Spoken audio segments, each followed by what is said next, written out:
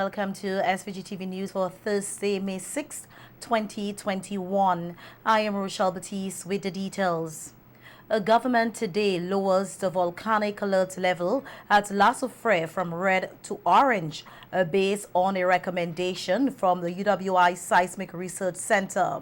An orange volcano alert level means that the volcano may resume explosions with less than 24 hours notice.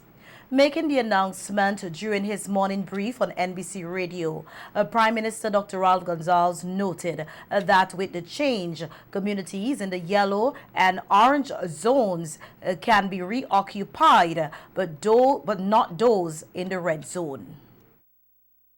Decided to bring the alert level to orange. And what that means essentially, well, absolutely you can't go into the red zone unless you have permission by the state authorities. And all the orange zones, people can go and return. And we will publish this. But what we are saying that if you are in Chateaubelair, particularly the lower part of Chateaubelair and in Fitzhughes, that we do not want you to go back, and therefore we would prevent you from going back there, because we are doing the state, that is the police authorities, because we haven't finished the cleanup of all the ash which is there, and it doesn't make sense you going back with all the ash on the streets and so forth. The Prime Minister further explained why some communities remain off limit at this time, noting that while clearing of ash has commenced, extensive work still has to be done in the red zone communities. So that's the story in relation to the alert, and absolutely you must not go into the red zone to go and live and do things like that. The precise nature of what you'd be able to do in the red zone would be indicated in the order, but you're not to go there to go and stay and live, not at all. It's still very dangerous until the seismologists advise us and advise NEMO's director, and I'm advised accordingly, that in the red zone is out of bounds. But the orange level, the orange zone, you can go and reoccupy. Water is in every area of the orange zone, the electricity. So the basic services are there. A news release issued by the National Emergency Management Organization, NEMO, states that residents of communities in the orange zone from Petit Bedell to Gordon Yard on the leeward side of the island and up to Montyoung near the Rubis gas station on the windward side of the island can return home and carry out normal activities. The communities of Chateaubelair, Fitzhughes, and all communities in the red volcano hazard zone remain restricted. The volcano alert level was at red for close to a month. The orange alert issued by the Evacuee Seismic Research Center states that volcano conditions remain hazardous and the potential for injury also remains. There have been no eruptions over the last 2 weeks, and the volcanic earthquakes have reduced significantly. Well, I was talking about the monitoring that we're doing today, and I think the critical thing we're doing today is another set of gas measurements. The Coast Guard has been wonderful in supporting us, and we have the Coast Guard boats, and we basically run up and down these traverses offshore underneath the gas plume, and we use a spectrometer to look at the light that's coming through the gas, and that will give us an estimate of the tons of sulfur dioxide per day that are being emitted by the volcano. So we're doing that later today. I'm not exactly sure when the results will be available, but they will be communicated, as soon as possible after we finish processing the data. Meanwhile, the lead monitoring scientist also reported on lahars or mud flows recorded this morning in some of the river valleys surrounding the volcano. Dr. Stewart noted that these happen even with no significant rainfall in the orange or red zone communities. We had some lahars, I think it was around 5 o'clock this morning, which appeared to have been on the leeward side or perhaps the Wallaboo.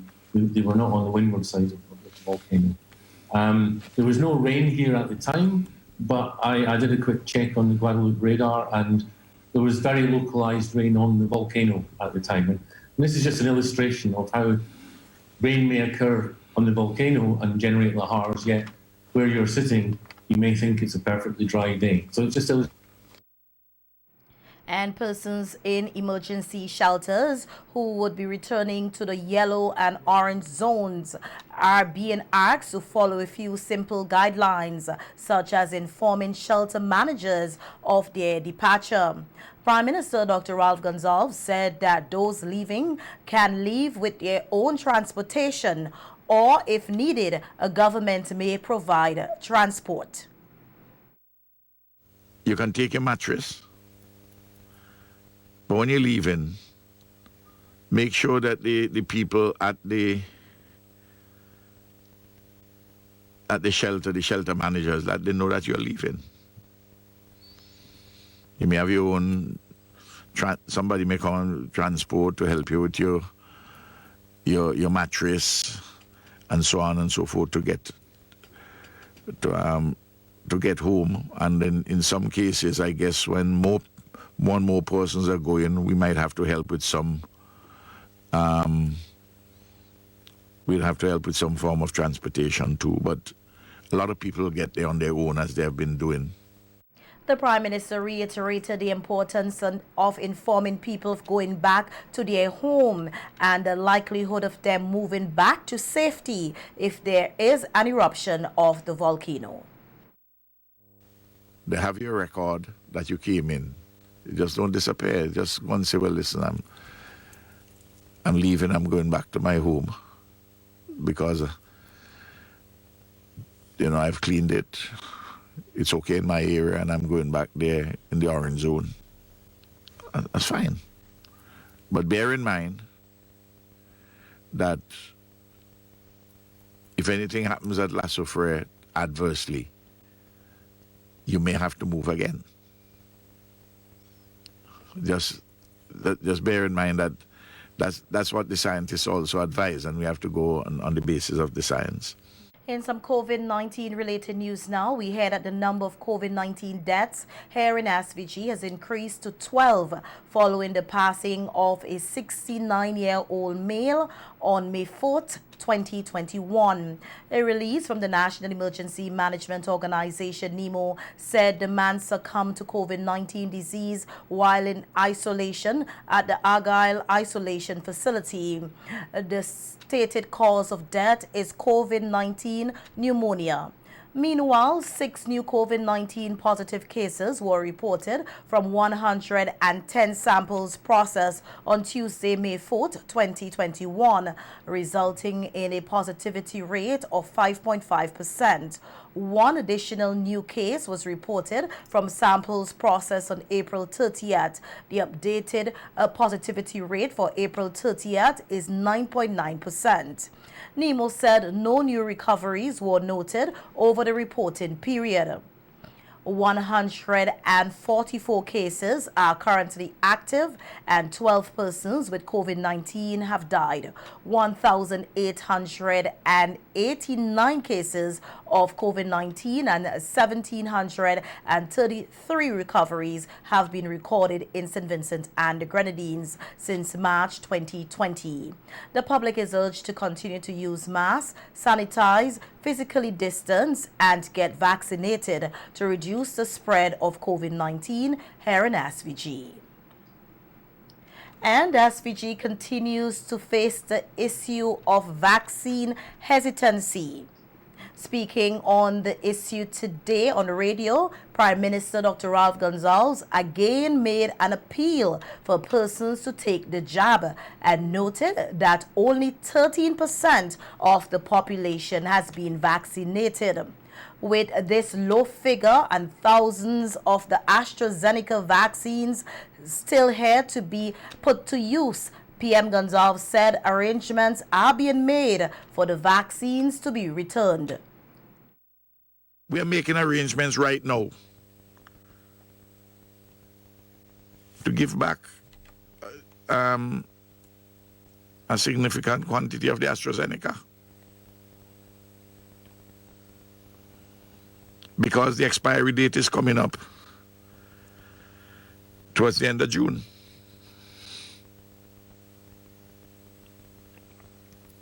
While at the same time trying to make some arrangements to see if we can get some Sputnik. The police here are investigating the circumstances surrounding the death of Lopez Evacuee, a 25-year-old of Lago Heights, that occurred last evening. The police said preliminary investigations revealed that about 7 p.m. on Wednesday, the deceased was in Paul's Avenue when he was accosted by masked gunmen and shot multiple times about his body. The motive surrounding the shooting incident is unknown at the moment. A post-mortem examination is expected to be conducted on the body of the deceased. Evacuee's death marks the 13th homicide for the year 2021. Persons with information pertaining to this investigation are asked to contact the Assistant Commissioner in charge of crimes at telephone number 1784-4561-339 or the officer in charge of the Criminal Investigations Department at telephone number 1784-4561-810, or any police station or police officer you are comfortable with. The police say all information will be treated confidentially. Investigations into the incident are ongoing.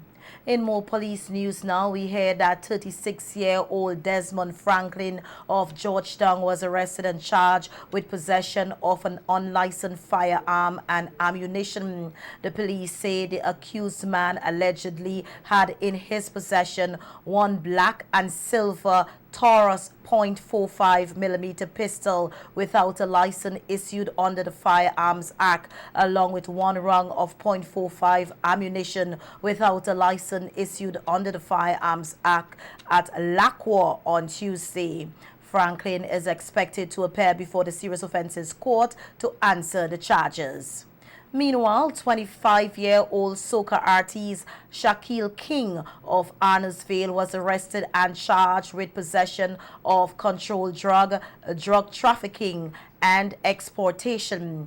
The police say the accused man allegedly had in his possession 2,943 grams of cannabis with intent to supply it to another for the purpose of drug trafficking and attempting to export the cannabis at the Argyle International Airport. The incident occurred at the Argyle International Airport about 11:30 a.m. on Monday, May 2nd. King appeared before the Serious Offences Court to answer to the charges and pleaded guilty. He was remanded into custody. The matter was adjourned and transferred to the Kingston Magistrate Court for sentencing.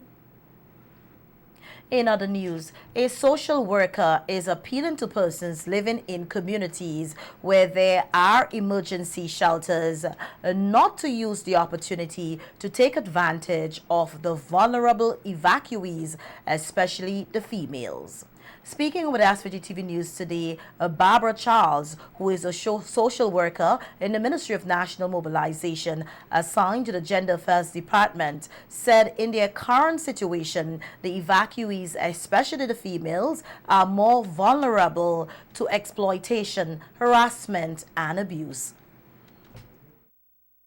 Persons who are not part of the shelter, I'm just saying to you, male or female, I don't think it's, it's not advisable for you to take this moment you know, to go to the shelter to harass persons, whether it's the female or the male. They're already going through some form of, you know, loneliness, some form of displacement, and it's not good for you to take advantage of the situation. You know, it's not good for you because, you know, being there, it's already not a good thing, and then, you know, other persons you know, try to manipulate you into things that are not proper. Charles said though it is difficult times and persons may be lonely, they need to remain calm and humble. She is also encouraging the evacuees to communicate more with shelter managers in case they find themselves in any difficulties. You know, it's easier said than done, but everybody is frustrated, but we have to learn to communicate. There's another way of easing that. Communicate with the people, even though if it's not your partner, communicate with your next door neighbor, the person who is next door. If something is happening and you feel you can't speak to that person, the shelter managers are there, and sometimes the principals of the schools are there. You know, you go and you speak to that person, asking them to, can you kindly speak to the person who is next to me? It doesn't have to be a quarrel. And, you know, what I feel to sometimes, you're coming from the same community, they're old stuff that may have happened a long time ago. Being in the shelter now and mixing, intermingling can bring up those old arguments and those old disagreements, causing a friction. So we need to communicate. Speak to, as I said, if you don't know how to speak to the person who you may run into or you're having a problem with, consult the shelter manager. The social worker is also advising adults to dress appropriately while in the shelters and be a role model for children who will be looking up to them. I think when you're in a population and unknown, even though you may live in a community with somebody, it doesn't mean that you know the person. I think, you know, for your own self, I think you should try as much as possible to dress in an appropriate manner. Because not only for yourself, but there are children who is looking at you. And they may see you naked at this moment, and then, you know, when the time comes, they say, I want to be naked as well. You know, so, but for your own self-esteem, you know, attire yourself properly. We're not saying that. I know plenty of people would have left without all, you know, all their clothing. But, you know, try to keep it as proper, try to keep it at a level where you're wearing clothing. You're wearing clothing, and then you're not naked, you know, because for yourself and the others around you, I think it's the proper thing to do. The Ministry of National Mobilization has been working with shelters in distributing care packages to the evacuees, and social workers have been assigned to shelters to help educate persons on different types of abuse. Persons have gone into shelter since the eruption. Gender Affairs, we have been out taking kits, hygiene kits for women and girls. We are hoping to continue with it because this is something that's continuous. We're hoping to. I myself have spoken to a lot of females, you know, and I express my feeling to them. Even though I'm in a home, they're in a shelter, and I understand what is happening. You know, it's not easy, and sometimes if you're not a person who has been working, where you have, you know, a little income saved, you feel that, you know, you're at the mercy of whoever. So I know it's not easy.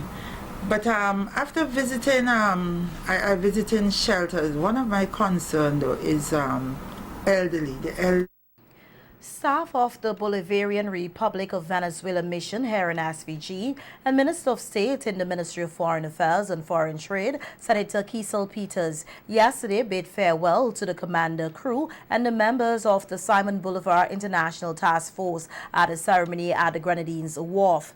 The Vice Minister to the Caribbean for the Bolivarian Republic of Venezuela and the General Secretary of the ALBA TCP, Raul Licasi, the Executive Secretary of the ALBA TCP, Shasha Lorente, and the Cuban ambassador to SVG, Jose Manuel Ventura, were also present for the send-off. In her remarks, Minister Peters said President Nicolas Maduro immediately reached out to Prime Minister Gonzalez to ask how Venezuela can assist the government and people here as early as last year following the effusive eruption of La Sofre volcano. Senator Peters pointed out that President Maduro did so again after the explosive eruptions on April 9th, and within 3 days the vessel came to St. Vincent with humanitarian supplies and personnel to assist with the needs on the ground.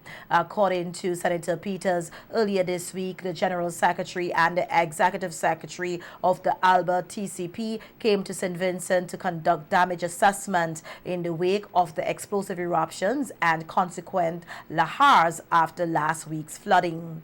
The Minister of State and the Ministry of Foreign Affairs reiterated gratitude on behalf of the government and people of SVG for the support provided by the Bolivarian Republic of Venezuela.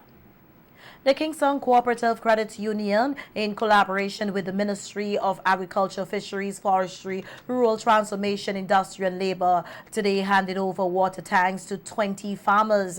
Speaking at the handing over ceremony, Chief Agriculture Officer Renato Gums thanked the KCCU for donating the water tanks to the farmers, which he said has come at an appropriate time when farmers are faced with many challenges. Very important, eh? One of the things you find very often, soon as dry season coming, everyone is crying out, they can't farm, they can't grow crop, they can't keep the poultry. So we thank KCCU more than ever for coming up with this venture at this time.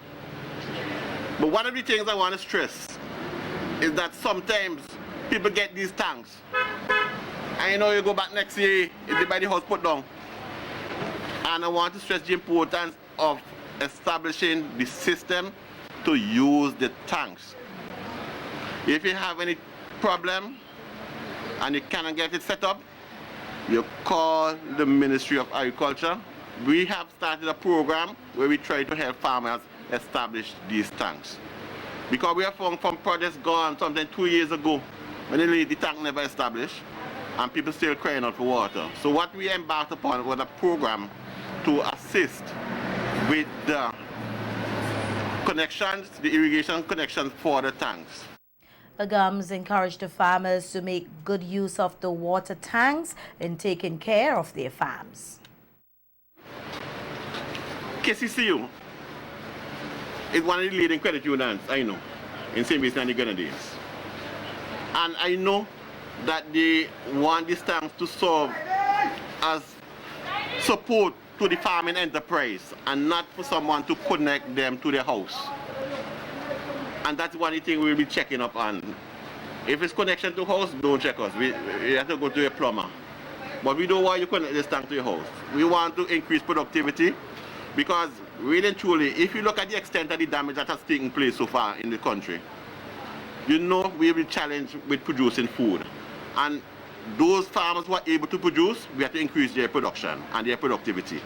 So we want these tanks to be used for actual farming, and I know that is the thinking of KCCU. Secretary to the Board of Directors of KCCU, Martin Sheen, said that the credit union understands the importance of agriculture to SVG's economy and they stand in solidarity with the hard-working farmers who are going through it at this time. He said KCCU is committed to assist farmers get back on their feet and rebuild better than before. All right. Thank you, Mr. Lynch. Permit me to adopt the protocol that has already been established. A pleasant good morning, everyone. As an indigenous, homegrown, grassroots institution, Kingston Cooperative Credit Union Limited is cognizant of the importance of the local agriculture industry as a driver of economic activity and a source for food and nutritional security. We are also aware that despite SVG's abundance of fertile land and hard-working farmers, the industry continues to be challenged by the ravages of climate change and in particular dry spells.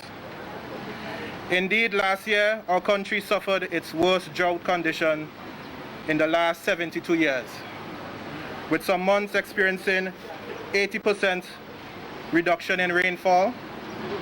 As a consequence, farmers endured losses of over $16 million. To date, the credit union has contributed almost $50,000 to the volcano relief and rebuilding effort. Meanwhile, some of the farmers who receive a water tank express gratitude for the donation. My father, I would like to say thanks to KCCU for providing this water tank. He had one, but it got damaged in the eruption. So this is a much grateful assistance. And on behalf of him, I would like to say thanks to KCCU and the Ministry of Agriculture. Tank will help my storage capacity a great deal, because when it's rain, I need to save the water that it could extend my storage. So again, I say thank you to KCCU and to the Ministry of Agriculture for this very important gesture. Thanks again. As we do know how we do suffer, those who do root crops, tree crops, you suffer. And like those of us who do poultry, especially eggs, in the dry season, when the heat is on, we suffer because production always falls. And I'm so glad that God has been good to put it in the minds of the credit union and KCCU and the Ministry of Agriculture to consider us in granting unto us tanks to extend our supply of water. During the eruption, within 8 days, my tanks ran out. And it was very difficult to source water. So I'm thankful today for another tank. This will add another 2.5 days to my supply in case we run out again.